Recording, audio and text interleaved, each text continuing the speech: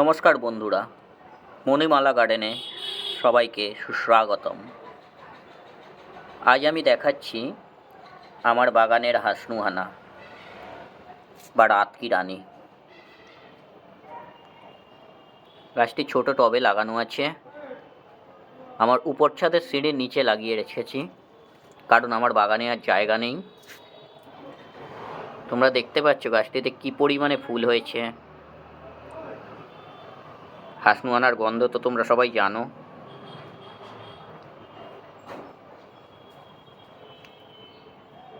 গাছটি যদি ফাঁকা জায়গায় লাগিয়ে রাখতাম তাহলে হয়তো তোমরা দেখতে পেতে কি পরিমাণে ফুল হয়েছে।